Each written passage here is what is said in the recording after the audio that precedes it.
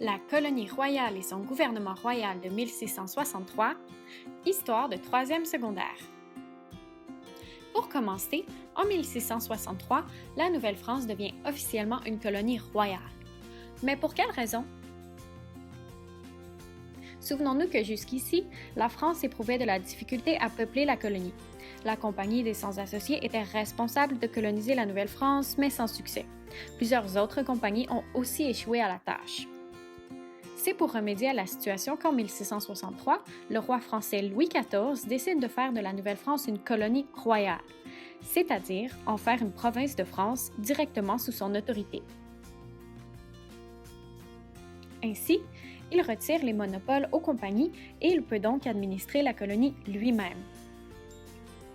Il décide de mettre en place 3 mesures afin d'assurer le succès de la Nouvelle-France, soit assurer une présence militaire afin de protéger le peuple des attaques iroquoises, de relancer le peuplement en envoyant plus de colons et en favorisant l'exploitation des ressources du territoire afin de fournir des matières premières à la métropole française.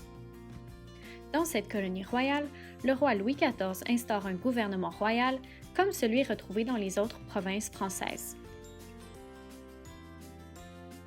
Évidemment, la France étant alors une monarchie absolue, le roi est à la tête du gouvernement royal. Sous ses ordres, son conseiller, le secrétaire d'État à la marine, transmet les directives du roi à la colonie. En Nouvelle-France, c'est le Conseil souverain qui fait appliquer les ordres du roi dans la colonie.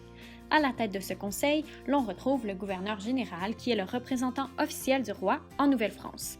Il est aussi le chef militaire de la colonie, en plus d'être responsable des relations avec les Autochtones et les colonies anglaises.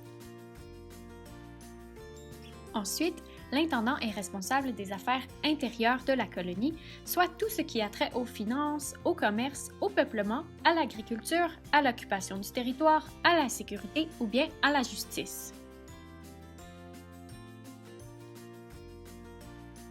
Dans le Conseil souverain, l'on retrouve également l'évêque, qui est responsable de l'Église catholique en Nouvelle-France.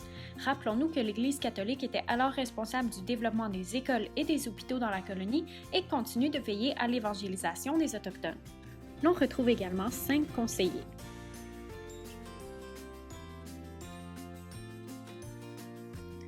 Finalement, c'est l'instauration du gouvernement royal en Nouvelle-France qui permet enfin de peupler la colonie et d'assurer son développement. C'est pour cette raison que le gouvernement royal de 1663 est aussi important pour l'histoire de la Nouvelle-France. Et voilà, c'est ce qui conclut cette capsule vidéo. À la prochaine!